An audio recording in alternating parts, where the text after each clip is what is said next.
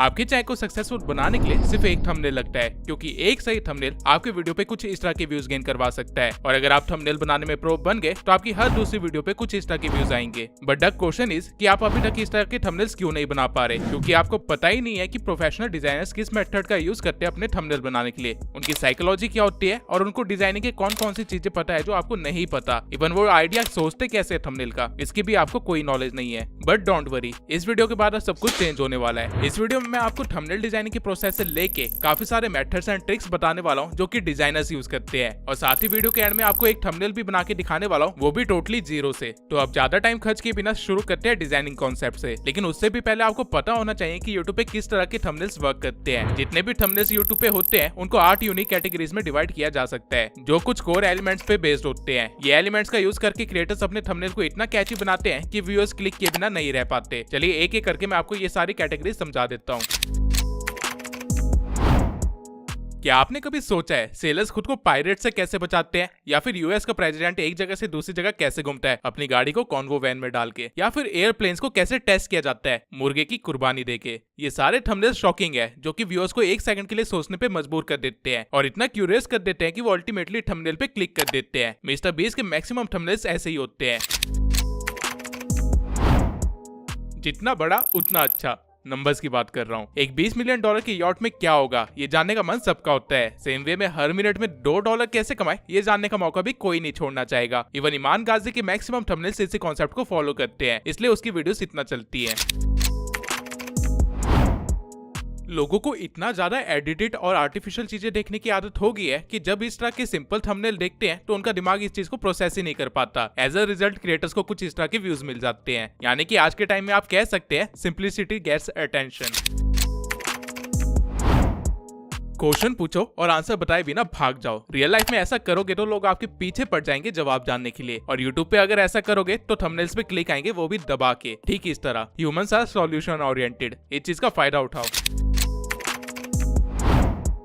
नए चैनल और व्यूज चाहिए, थंबनेल में कोई बड़ा क्रिएटर दिखा दो, काम बन जाएगा। ठीक इसी थंबनेल स्ट्रेटेजी का यूज करके मैंने अपने चैनल को स्टार्ट किया था, और मिस्टर बीस्ट के नाम से तो जितने भी चैनल चल रहे हैं सब यही कर रहे हैं। और ये चीज एक्चुअल में कितनी इफेक्टिव है ये खुद ही गेस कर लो। दोनों में से कौन से थंबनेल पे क्लिक करोगे? मेन कैरेक्टर को किसी बड़े ऑब्जेक्ट के अंदर रख दो या फिर पास में रख दो और व्यूज मिलियंस में गारंटेड है, क्योंकि ऐसी चीजें हमें नॉर्मल अपनी लाइफ में देखने को नहीं मिलती है। और अगर आपकी फीड में एकदम से कुछ ऐसा आ जाए तो बिना सोचे आप क्लिक जरूर करोगे।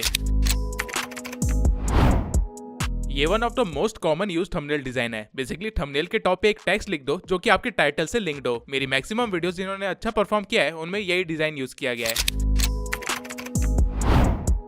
ये चीज आज से 5 साल पहले भी वर्क कर रही थी और आगे भी वर्क करती रहेगी। कुछ भी कंपेयर कर दो, cheap versus expensive, android versus iOS, January versus April and so on, और आपको व्यूज आते रहेंगे। अब अगर आपको लग रहा है कि आपको थंबनेल्स की कैटेगरीज पता चल गई है तो आप भी किसी एक कैटेगरी को फॉलो करके खुद के थंबनेल्स पे क्लिक ले आओगे, तो आप गलत हो, क्योंकि बड़े क्रिएटर्स ऐसा नहीं करते हैं। उनको सारी थंबनेल्स कैटेगरी पता होती है और वो लोग इसे मर्ज करके अपने थंबनेल्स बनाते हैं, जिसकी वजह से उनके व्यूज सीधा 10x हो जाते हैं। मिस्टर बीस्ट तो इवन अपनी हर वीडियो के 10 थंबनेल्स बनवाते हैं और $10,000 से भी ज्यादा सिर्फ थंबनेल्स पे ही खर्च कर देते हैं, क्योंकि वो हर एक स्टाइल को बनवा के देखते हैं। लेकिन आपको इतनी मेहनत करने की जरूरत नहीं है। अगर आपको डिजाइनिंग पर्सपेक्टिव समझ आ गया तो आपको बनाने से पहले ही पता होगा कि किस तरह का थंबनेल वर्क करने वाला है, और फिर अब बस आपको उसे क्रिएट करना होगा। नाउ डिजाइनिंग के अंदर मैं आपको बेसिक चीजें नहीं बताने वाला कि कॉन्ट्रास्टिंग कलर यूज करो, थंबनेल को सिंपल रखो, वर्ड्स कम इस्तेमाल करो। ये सब ऑलरेडी आपको हर कोई दूसरा यूट्यूबर बता ही रहा होगा और बोल बोल के आपका सर भी खा चुका होगा। तो क्वेश्चन आता है कि डिजाइनिंग में हम लोग सीखने क्या वाले हैं।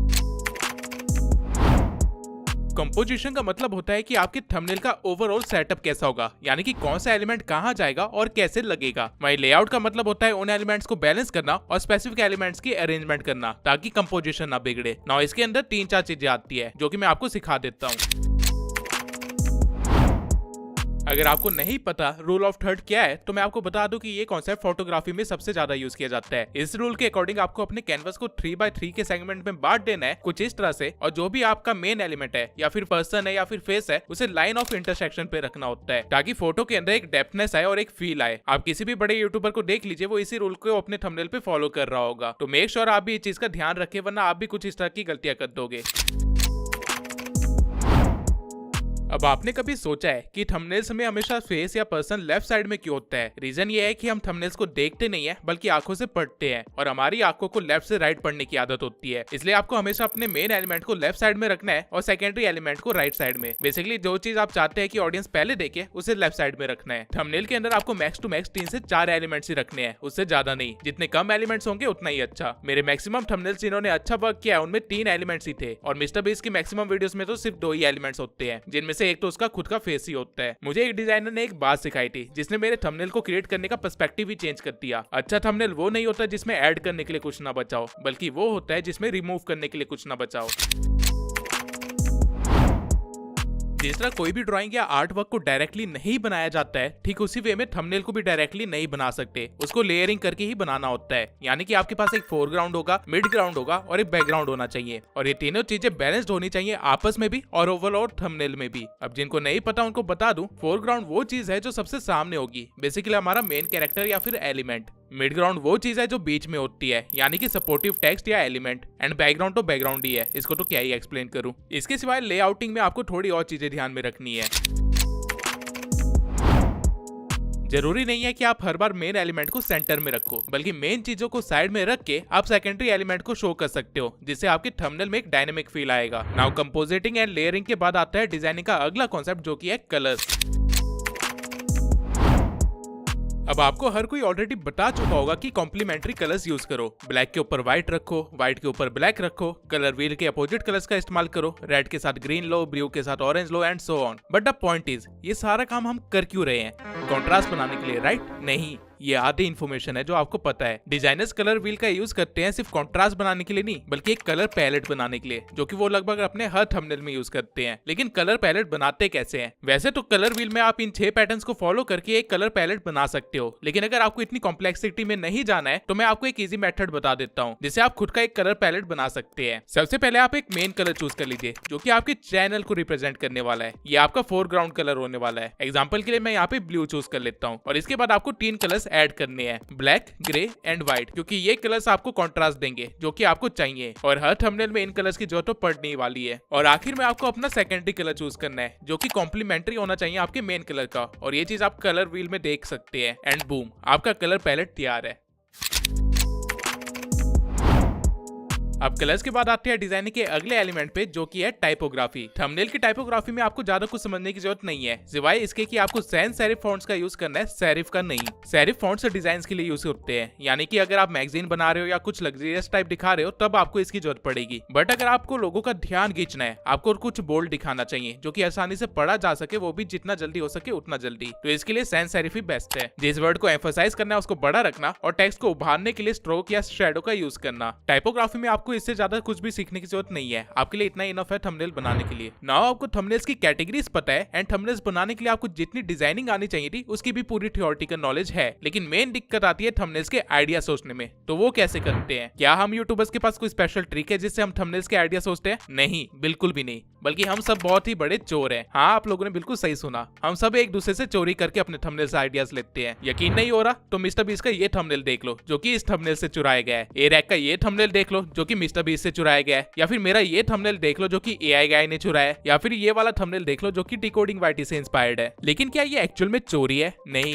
इसे इन्फ्लुएंस होना कहते हैं या फिर इंस्पायर होना बोलते हैं। आर्ट की दुनिया में कोई भी चीज ओरिजिनल नहीं हो सकती, हर चीज किसी ना किसी चीज से चुराई गई है या फिर मॉडिफाई की जाती है। इस बात को अच्छे से समझने के लिए मैं आपको steel like an artist book refer करूंगा। बट द पॉइंट इज, अगर हम दूसरे के थंबनेल से आइडिया ले भी रहे हैं तो उसे अपने आइडिया में कैसे बनाए या फिर उसमें चीजें ऐड या रिमूव कैसे करें ताकि लोगों को ये ना लगे कि पूरा का पूरा कॉपी पेस्ट ही कर दिया है। आंसर सिंपल है, वही काम करो जो स्कूल में किया करते थे असाइनमेंट को पूरा करने के लिए और टीचर से बचने के लिए। क्या स्कूल में आप सिर्फ एक ही बंदे से अपने टेस्ट या समर वेकेशन का काम कॉपी करते थे? अगर हाँ तो आप गधे हो, क्योंकि कॉपी हमेशा 2-3 लोगों से करना चाहिए ताकि आसानी से पकड़े ना जाओ। सेम वे में अगर थंबनेल का आइडिया चाहिए तो सिर्फ एक ही निश में ही क्यों घुस रहे हो? बाकी निशेस भी तो यूट्यूब पे चल ही रही है, वो भी तो थंबनेल लगा ही रहे हैं, उनको कॉपी करो। पॉइंट ये है कि जिस तरह आपको पता है कि जो थंबनेल वर्क कर रहा है उसी को कॉपी करो, उसी तरह आपके कॉम्पिटिटर्स को भी ये चीज पता है। एज अ रिजल्ट आप सब लोग लगभग सेम थंबनेल बना बैठोगे, जिसकी वजह से ऑडियंस हो सकता है आपकी वीडियो ना देखे। लेकिन अगर आप अपनी निश से बाहर के आइडिया उठाते हो तो वो चीज हर एक के लिए अलग होने वाली है। इवन अगर आपके कॉम्पिटिटर को ये बात पता होगी तो भी अभी ना के बराबर चांसेस है कि आप दोनों सेम नीश में सेम थंबनेल से इंस्पायर हो जाओगे। ऐसा नहीं होगा, एज अ रिजल्ट वैरायटी बनी रहेगी। तो दूसरी नीश से आइडिया कैसे लेते हैं और थंबनेल बनाते कैसे है और मेरा थंबनेल बनाने का क्या प्रोसीजर होता है, अब मैं आपको ये सारी चीजें दिखाने वाला हूँ, वो भी प्रैक्टिकली। और ये सब मैं आपको फोटोशॉप में करके दिखाने वाला हूँ। अब जितने लोग फोटोशॉप का नाम सुन के वीडियो बंद करने वाले अभी के अभी रुक जाओ। अगर आपका सपना एक बड़ा यूट्यूबर बनना है तो आपको काम भी बड़े यूट्यूबर की तरह करना पड़ेगा। और मैं किसी बड़े यूट्यूबर को नहीं जानता जो कि बैठ के कैनवा या पेक्सेल्स में अपना थंबनेल बनाता है। आपको प्रोफेशनली वर्क करना पड़ेगा। और अगर आपने फोटोशॉप कभी यूज भी नहीं किया है तो भी डरिए मत, मैं आपको पहले एक पूरा ट्यूटोरियल देने वाला हूँ फोटोशॉप का, जो कि पूरा बिगिनर लेवल है। तो जिस बंदे ने कभी फोटोशॉप को छुआ भी नहीं होगा वो भी उस पर इजिली थंबनेल बना लेगा। पॉइंट ये है कि आप सॉफ्टवेयर से अगर पहले ही घबरा जाओगे तो कभी भी उसे यूज नहीं कर पाओगे। तो अब बिना डरे आगे बढ़ते हैं। तो सबसे पहले आपको अपना फोटोशॉप ओपन करना है, जिसके बाद ओपन होती है आपके सामने कुछ इस तरह का इंटरफेस आ जाएगा, जहाँ नीचे के साइड आपको आपके प्रीवियस प्रोजेक्ट्स दिख जाएंगे। अगर आपने नया ही फोटोशॉप डाउनलोड किया है तो आपका ये एरिया ब्लैंक दिखाई देगा। लेफ्ट साइड में आपको कुछ और फीचर्स दिख जाएंगे जो कि अगर आपने एडोबी का सब्सक्रिप्शन ले रखा होगा तो आपके काम आएगा, लेकिन हमें इन सब से कोई लेना देना नहीं है। हमें बस यहाँ पे न्यू प्रोजेक्ट पे क्लिक कर देना है, जिसके बाद आपके सामने कुछ इस तरह का पॉपअप आ जाएगा। नाउ यहाँ पे आपका कैनवस का साइज क्या होना चाहिए वो डिसाइड करना है। यहाँ पे आपको ऑलरेडी काफी सारे प्रीसेट्स भी मिल जाएंगे, लेकिन अगर आपको यहाँ पे कुछ भी नहीं दिखाई दे रहा है तो भी डरने की जरूरत नहीं है। राइट हैंड साइड में आपको काफी सारे डिटेल्स दी गई है जो कि आपको फिल करनी है। जो डिटेल्स मैंने यहाँ पे फिल कर रखी है वही डिटेल्स आप अपने फोटोशॉप में भी फिल कर सकते हो। वेट होनी चाहिए 1920, हाइट होनी चाहिए 1080, रेजोल्यूशन 72 होनी चाहिए, बिट 16 रखना है और पिक्सल का एस्पेक्ट रेशियो स्क्वायर रखना है। इसके सिवाय जितनी भी सेटिंग्स आपको यहाँ दिख रही है उसको कॉपी कर लेना अपने फोटोशॉप में। नाउ इसके बाद आप जैसे क्रिएट पे क्लिक करेंगे आपके सामने एक कैनवस आ जाएगा और आपका फोटोशॉप का वर्क स्पेस खुल जाएगा। अब इसे देख के डरिए मत, मैं आपको वर्क स्पेस को एक्सप्लेन कर देता हूँ। बहुत ही सिंपल है। सबसे टॉप पे आपको वही पुरानी सेटिंग्स मिल जाएगी, files, edits, Windows, et cetera et cetera, जो कि आपको एक्सेल और वर्ड जैसे प्रोग्राम्स में भी मिलती है। उसके बाद लेफ्ट हैंड साइड में आपको आपका टूल बार दिया गया है, जिसका यूज करके हम कुछ भी बना सकते हैं, ठीक माइक्रोसॉफ्ट पेंट की तरह। और राइट हैंड साइड में आपको नीचे की तरफ लेयर्स दिए गए हैं। फोटोशॉप में सारा काम लेयर्स के थ्रू होता है एंड लेयर्स की वजह से हमारे पास यहाँ पे क्रिएटिव फ्रीडम ज्यादा होती है। टॉप राइट साइड में आपको प्रॉपर्टीज दी गई है जिसको आप शायद ही यूज करो। बस यही है फोटोशॉप। इन चार चीजों को समझ गए तो फोटोशॉप गेम की तरह बन जाएगा। अब मैं आपको कुछ कमांड्स भी बता देता हूँ जिसकी जरूरत आपको हर सेकंड पड़ेगी।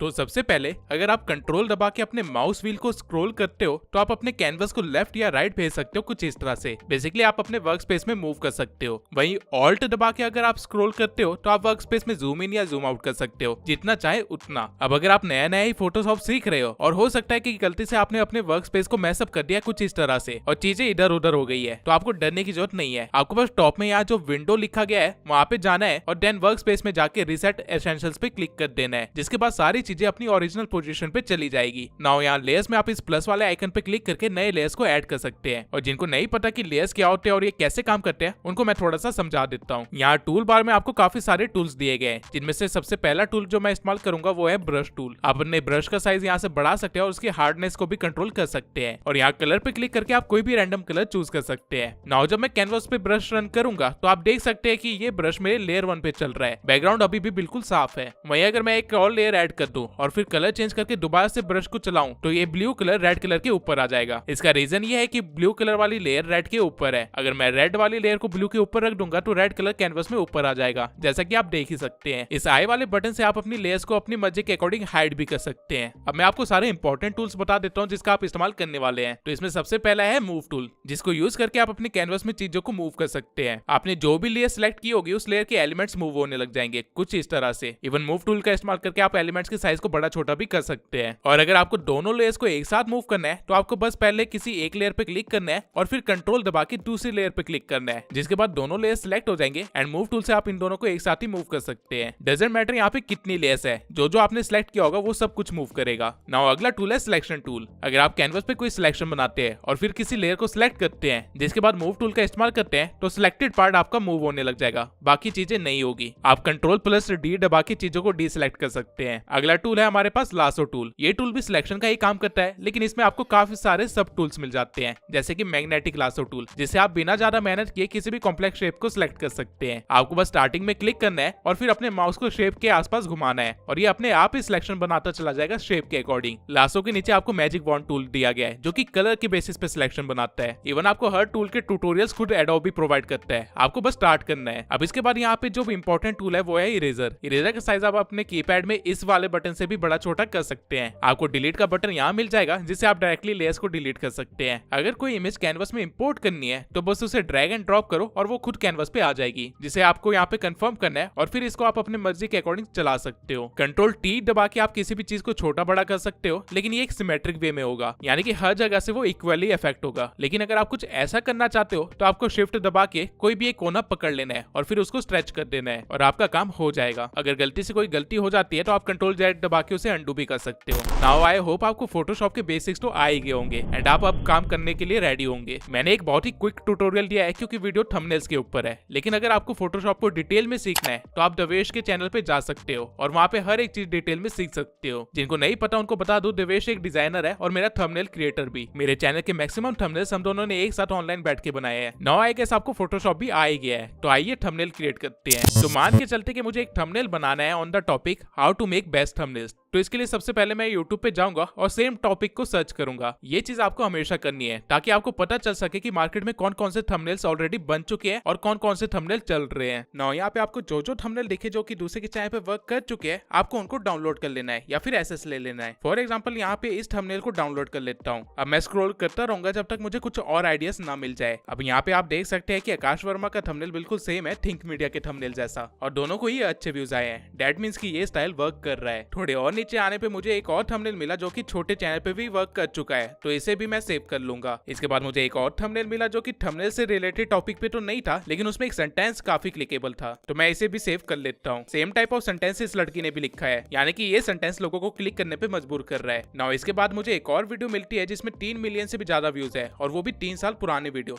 यानी कि ये थंबनेल पहले वर्क कर चुका है और ये दोबारा वर्क करने का पोटेंशियल रखता है। अब मुझे काफी सारे सिमिलर थंबनेल्स दिख रहे थे, तो मैं सर्च बार में जाके टाइटल को थोड़ा चेंज कर दूंगा और दोबारा से स्क्रॉल करना स्टार्ट कर दूंगा। नीचे आते टाइम मुझे एक थंबनेल मिला जिसका कॉन्सेप्ट तो अच्छा था और इससे मैं और भी ज्यादा बेहतर बना सकता हूँ। नाउ मैंने अपने नीश से रिलेटेड तो काफी थंबनेल्स उठा लिए, लेकिन ये इनफ नहीं है, इसलिए अब मैं दूसरी नीश के थंबनेल्स भी देखूंगा। मैं पर्सनली जिस नीश को देखता हूँ वो है सेल्फ इंप्रूवमेंट नीश, क्योंकि इनकी ऑडियंस लगभग 13 साल से 18 साल की होती है। नाउ यहाँ पे स्क्रॉल करते हुए मुझे हमजा का एक थंबनेल मिलता है जिससे मैं अपने थंबनेल के लिए अडेप्ट करवा सकता हूँ, तो इसे भी मैं यहाँ से डाउनलोड कर लूंगा और फिर कुछ रैंडम क्रिएटर्स के थंबनेल देखूंगा। फॉर एग्जाम्पल ईमान गाजी, इसके चाय पे दूसरा ही थंबनेल मुझे काफी अच्छा लगा और मैं इमेजिन कर सकता हूँ कि ये आइडिया मेरे थंबनेल के लिए कैसे यूजफुल है, तो मैं इसे भी डाउनलोड कर लूंगा। नाउ मैंने काफी सारे थंबनेल्स डाउनलोड कर लिए हैं आइडिया के लिए। अब मैं करूंगा क्या कि मैं फोटोशॉप पे जाऊंगा और एक नया फाइल क्रिएट करूंगा, जिसके बाद मैंने जो भी थंबनेल्स डाउनलोड किए हैं उनको मैं यहाँ पे इंपोर्ट कर लूंगा और एक सिमेट्रिक वे में लगा दूंगा। अब यहाँ पे थोड़ी सी व्हाइट स्पेस बच गई है, तो मैं क्रॉप टूल का इस्तेमाल करके अपने कैनवस को ही क्रॉप कर लूंगा। नाउ ये है मेरा आइडिया बोर्ड, यानी कि मैंने बेस्ट थंबनेल्स इकट्ठा कर लिए हैं टॉपिक से रिलेटेड, और इन्हीं थंबनेल्स में से मैं कुछ एलिमेंट्स उठा के अपना थंबनेल बनाने वाला हूँ, जो कि इनसे अलग भी होगा लेकिन इनसे इंस्पायर्ड भी होगा। नाउ यहाँ पे सारी बात क्रिएटिव माइंडसेट की आ जाती है। मैंने इन थंबनेल्स को डाउनलोड किया है क्योंकि मैं इमेजिन कर सकता हूँ कि हर एक थंबनेल को मैं कैसे मॉडिफाई करके अपने लिए नया थंबनेल बना सकता हूँ, लेकिन वो चीज हो सकता है आपको नहीं दिख रही होगी, इसलिए मैं यहाँ पे एग्जांपल के लिए आपको थोड़ा सा ट्राई करता हूँ समझाने का कि मेरे दिमाग में क्या चल रहा है। मैं एक यूट्यूब का लोगो यहाँ पे ले आता हूँ और आपको अपनी इमेजिनेशन दिखाने की कोशिश करता हूँ। अगर मैं यहाँ ईमान गाजी की जगह अपने यूट्यूब का लोगो लगा दूं और इसके पीछे अपना एक वायरल थंबनेल लगा दूं बड़ा करके, तो भी एक अच्छा खासा थंबनेल बन जाएगा। या फिर यहाँ पे अगर मैं आइजैक की शक्ल की जगह अपना यूट्यूब वाला बंदा खड़ा कर दूं और कॉन्सेप्ट को सेम रखूं अलग कलर पैलेट के साथ, तो वो भी काफी अच्छा थंबनेल दे देगा, लेकिन वो चीज कहीं ना कहीं कॉपीड तो लगेगी। जो मेरा ये यूट्यूब वाले बंदे का आइडिया है वो इस वाले थंबनेल में काफी अच्छे से वर्क करेगा। ठीक इसी वे में मेरे दिमाग में हर थंबनेल के लिए काफी सारे आइडिया आ चुके हैं और अब मैं फाइनली अपना थंबनेल बनाना स्टार्ट करूंगा। तो मैं फाइल पे जाके न्यू पे क्लिक करूंगा और दोबारा से एक फाइल बना लूंगा जो कि मेरे थंबनेल के लिए होने वाली है। अब पर्सनली मुझे ये टाइटल और कॉन्सेप्ट ज्यादा अच्छा लगा, तो मैं इसे ही रिक्रिएट करने की कोशिश करूंगा, लेकिन मैं अपने थंबनेल में इतना ज्यादा एम्प्टी स्पेस नहीं छोड़ने वाला। तो मैं करूंगा क्या कि सबसे पहले मैं बैकग्राउंड तैयार करूंगा। तो मैं अपने यहाँ टूल बार में जाके सबसे पहले शेप टूल में जाऊंगा जहाँ पे मैं रेक्टेंगल को चूज करूंगा और फिर यहाँ ऊपर फिल में जाके डिसाइड करूंगा कि रेक्टेंगल के अंदर कौन सा कलर होना चाहिए। मैं अपने थंबनेल्स में मेनली ब्लू कलर यूज करता हूँ, तो मैं यहाँ पे भी ब्लू ही देख रहा हूँ, लेकिन एक नॉर्मल कलर लेने की जगह यहाँ पे ग्रेडियंट ज्यादा अच्छा लगेगा, जो कि आप यहाँ से देख सकते हैं। यहाँ पे आपको डिफरेंट कलर के काफी सारे ग्रेडियंट पैटर्न्स मिल जाएंगे। तो मैं ब्लू में जाके एक डार्क ब्लू टाइप ग्रेडियंट ले लूंगा और फिर एक रेक्टेंगल बनाऊंगा जो कि थंबनेल जैसा दिखाई देगा। आप देख सकते हैं कि रेक्टेंगल बनते ही इसके अंदर कलर अपने आप फिल हो गया। अब अगर आप ध्यान दे तो मेरे रेक्टेंगल के कॉर्नर्स कर्व्ड है, स्ट्रेट नहीं है, तो ये काम आप रेक्टेंगल को चूज करके यहाँ से पिंच करके कर सकते हैं। जितना ज्यादा पिंच करोगे उतना ज्यादा कर्वी होगा। ये चीज को आप यहाँ से भी कंट्रोल कर सकते हैं। वैसे नाउ मैं इन कॉलम्स को जो कि इस लड़की ने यूज किया है इससे अपना पूरा बैकग्राउंड बनाने वाला हूँ और फिर एक यूनिक थंबनेल बाहर निकालूंगा। तो अभी के लिए इस रेक्टेंगल से मैं लेफ्ट साइड की रो बनाता हूँ। तो इस रेक्टेंगल को मैं Ctrl+C और फिर Ctrl+V भी दबा के कॉपी पेस्ट कर लूंगा और अलाइन कर लूंगा। नाउ मैंने दोनों लेयर्स को सिलेक्ट करके कॉपी पेस्ट करूंगा ताकि काम आसान हो जाए और ऐसा करते रहूंगा जब तक नीचे तक ना पहुंच जाऊं। नाउ आप यहाँ पे आप देख सकते हैं कि मैंने पूरी एक रो बना ली है रेक्टेंगल से, लेकिन ये थोड़ा सा ज्यादा लग रहा है और मेरे थंबनेल को मैसी कर सकता है। तो मैं नीचे के 2 रेक्टेंगल्स को डिलीट करके बचे हुए रेक्टेंगल्स का साइज बढ़ा दूंगा कुछ इस तरह से, और फिर इस पूरी रो को कॉपी पेस्ट करके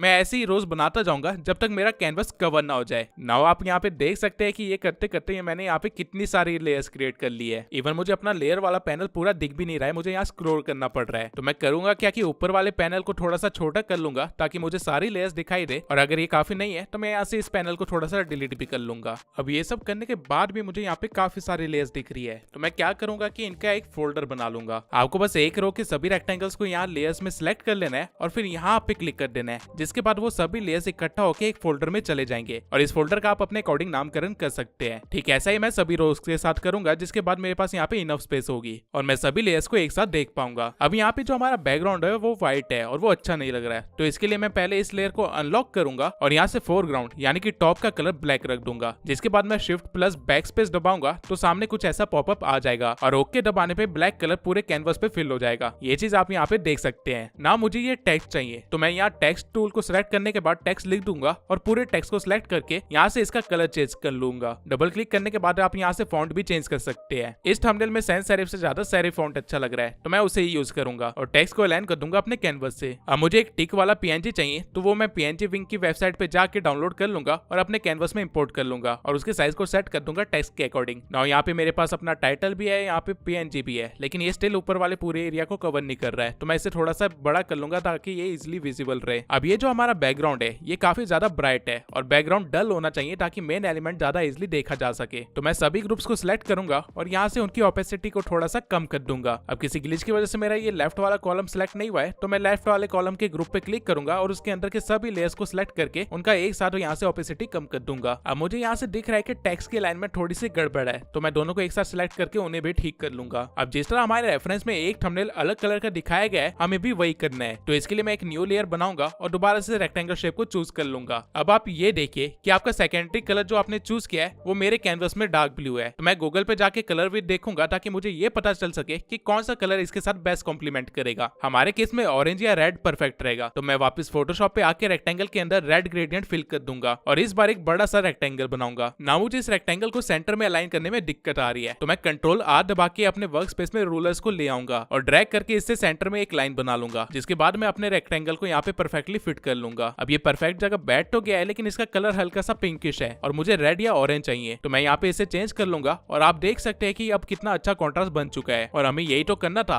एक अच्छा कॉन्ट्रास्ट बनाना था। नाउ मेरे पास यहाँ पे काफी सारी खाली स्पेस है, तो मैं यहाँ पे एक हैंड पीएनजी लगा दूंगा और उसे भी पीएनजी विंग से ही डाउनलोड करूंगा। नाउ ये थंबनेल पहले से तो अच्छा लग रहा है, लेकिन इसमें अभी भी काफी ज्यादा खाली स्पेस है, तो यहाँ पे भी मैं कुछ भरना चाहता हूँ। हमारे रेफरेंस में यहाँ पे पूरा एक लोगो और टाइटल का स्पेस था, तो हम भी उसी चीज को यहाँ पे क्रिएट कर देते हैं, लेकिन इस बार हमें कलर को ग्रे रखना पड़ेगा। तो मैं पहले शेप में जाके सर्कल ले लेता हूँ और सर्कल बना देता हूँ। अब कलर ढूंढने में मुझे दिक्कत आ रही थी, तो मैं गूगल पे जाके कलर कोड भी सर्च कर सकता हूँ और उसे यहाँ पे पेस्ट करने के बाद काम हो जाएगा। अब जब मैंने सर्कल और रेक्टेंगल दोनों बना लिया, तो मुझे सर्कल की वजह से अपना डिजाइन थोड़ा सा खराब लग रहा था, तो उस चीज को मैं यहाँ से डिलीट कर दूंगा और बचे हुए पूरे स्पेस को रेक्टेंगल से ही फिल कर लूंगा। नाउ ये मुझे ज्यादा बेटर लग रहा है और अपने थंबनेल के अंदर थोड़ा सा ज्यादा स्टोरी टेलिंग करने के लिए मैं यहाँ पे व्यूज भी लिख देता हूँ ताकि हमारा काम अच्छे से बन जाए। इस वाले टेक्स्ट का फॉन्ट मैं ट्राई करूंगा कि यूट्यूब से मिलता जुलता हो, तो मैं यहाँ पे अलग अलग टेक्स्ट के साथ ट्राई करके एट द एंड मैंने ये टेक्स्ट चूज कर लिया है। नाउ कहने के लिए तो हमारा थंबनेल रेडी है और सारे बिगनर्स इस थंबनेल को बिना सोचे समझे अपलोड भी कर देंगे, लेकिन as a professional thumbnail designer आप एक चीज भूल रहे हैं, वो है शेडोज। शेडोज ही थंबनेल में असली जान डालती है, क्योंकि वो थंबनेल्स में डेप्थनेस देती है। तो शेडो बनाना कोई मुश्किल काम नहीं है, आपको बस ब्रश टूल को सिलेक्ट करना है और ब्लैक कलर चूज करके अपने ब्रश का साइज थोड़ा सा बढ़ा लेना है, जिसके बाद आपको यहाँ से अपने फ्लो और ओपेसिटी को दोनों को कम कर लेना है और यहाँ से हार्डनेस को भी थोड़ा सा कम कर लेना है ताकि शेडो को कंट्रोल कर सको। अब शेडो कौन कौन सी जगह लगेगी, सबसे पहले तो हमारे टेक्स्ट के नीचे, तो आपको टेक्स्ट वाली लेयर के नीचे ही एक लेयर ऐड कर लेनी है और फिर हल्का हल्का वहाँ पे ब्रश रन करना है, जिससे कि आपका टेक्स्ट काफी अच्छे से उभर के बाहर आ जाएगा। अब क्योंकि मुझे दिखाना है कि ये वाला जो रेक्टेंगल है ये बाहर आया है पुराने रेक्टेंगल से, तो इसमें भी मुझे शेडो ऐड करनी पड़ेगी। तो मैं बड़े वाले रेक्टेंगल के लेयर पे जाऊंगा और उसके नीचे एक और लेयर ऐड कर लूंगा और उसके बाद वहां पे भी ब्रश को रन करूंगा, लेकिन उसके साइज को थोड़ा सा छोटा करके। सेम काम आपको हाथों के नीचे भी करना पड़ेगा डिटेलिंग देने के लिए और आपका थंबनेल अब रेडी है। लेकिन एक्सपोज सेटिंग में हो सकता है कि आप जब ये थंबनेल अपलोड करो तो आपके थंबनेल के पिक्सल फट जाए, और मुझसे हमेशा पूछा जाता है कि मैं ऐसा क्या करता हूँ जो मेरे थंबनेल्स इतने क्रिस्पी होते हैं, इतने ज्यादा अच्छे टेक्सचर के साथ होते हैं। तो आज मैं आपको वो सीक्रेट भी बता देता हूँ। आपको 4 बटन एक साथ दबाने हैं, कंट्रोल, शिफ्ट, ऑल्ट और ई। जिसके बाद आपके पास एक न्यू लेयर होगी जिसमें आपके पूरा डिजाइन होगा। इसको सिलेक्ट करने के बाद आपको फिल्टर में जाना है और कैमरा रॉ फिल्टर चूज करना है। जिसके बाद आपके पास आपके थंबनेल के कॉन्ट्रास्ट, सैचुरेशन, टेक्सचर जैसी चीजों को कंट्रोल करने का ऑप्शन मिल जाएगा। आपको यहाँ पे मेक श्योर करना है कि आप टेक्सचर को थोड़ा सा बढ़ा दो और अपने थंबनेल में थोड़ा से ग्रेन दे दो, बहुत ही थोड़े से। और बाकी चीजें जो जो आपको आपके थंबनेल के अकॉर्डिंग अच्छी लग रही है उसको उस तरह से आप ड्रैग कर सकते हो। नाउ ओके पे क्लिक करने के बाद मेरा पूरा थंबनेल तैयार है और इसे अब मुझे बस एक्सपोर्ट करना है। तो एक्सपोर्ट करने के लिए आपको फाइल में जाना है और एक्सपोर्ट पे क्लिक करना है। जिसके बाद आपको एक्सपोर्ट एज पे क्लिक करना है और जेपीजी फॉर्मेट चूज करके क्वालिटी को फुल कर देना है। और ध्यान रखना है कि यहाँ पे थंबनेल का साइज 2 MB से कम ही हो एंड आपका काम हो गया है। आप इवन thumbnailpreview.com पे जाके चेक भी कर सकते हो कि आपका थंबनेल अलग अलग डिवाइसेस पे कैसा दिखेगा। तो ये होता है प्रोसीजर एक थंबनेल बनाने का। लेकिन क्या पहली बार में इतना अच्छा थंबनेल बन जाता है? नहीं, डिजाइन बनाते बनाते समझ आता है कि आप क्या बना रहे हो। फॉर एग्जाम्पल जो थंबनेल मैंने आपको अभी बना के दिखाया, सेम थंबनेल को बनाने के लिए हमने इन डिजाइन से होते हुए गए थे। नाउ आई नो आप में से काफी सारे लोग सोच रहे होंगे कि थंबनेल बनाना मुश्किल है, लेकिन ऐसा नहीं है। आपको अगर एडवांस लेवल की एडिटिंग नहीं आती है तो आप थंबनेल टेम्पलेट्स भी बाय कर सकते हो, जो आपको पहले से काफी सारे यूनिक डिजाइन देता है और उसे आप अपने अकॉर्डिंग चेंज या मोल्ड भी कर सकते हो। देवेश ने एक ऐसा ही टेम्पलेट का बंडल बना रखा है जिसमें काफी सारी निशेस के थंबनेल डिजाइन है और साथ ही मेरे भी काफी सारे थंबनेल्स के टेम्पलेट है। तो आप उसकी वेबसाइट पे जाके वो बाय कर सकते हैं, लिंक मैंने डिस्क्रिप्शन में दे दिया है। लेकिन अगर आप मेहनत करने के लिए तैयार है तो आप देवेश के चैनल पे जरूर विजिट करना, क्योंकि उसने मेरे काफी सारे थंबनेल्स को ब्रेक डाउन किया है और वो भी काफी ज्यादा डिटेल में। इवन उसने फोटोशॉप की पूरी एक प्लेलिस्ट भी बना रखी है, तो आप बिगिनर लेवल से लेकर एडवांस लेवल तक का पूरा फोटोशॉप सीख सकते हो उससे। और इवन आप डिजाइनिंग की भी काफी सारी चीजें सीख सकते हो, क्योंकि वो एक प्रोफेशनल डिजाइनर है। नाउ मैं अज्यूम कर रहा हूँ कि आप थंबनेल बनाना सीख गए हैं, लेकिन अगर आपकी वीडियोस देखने के बाद लोग आपको सब्सक्राइब ही ना करें तो इसका सॉल्यूशन मैं इस वीडियो में दे चुका हूँ, तो make sure you watch it.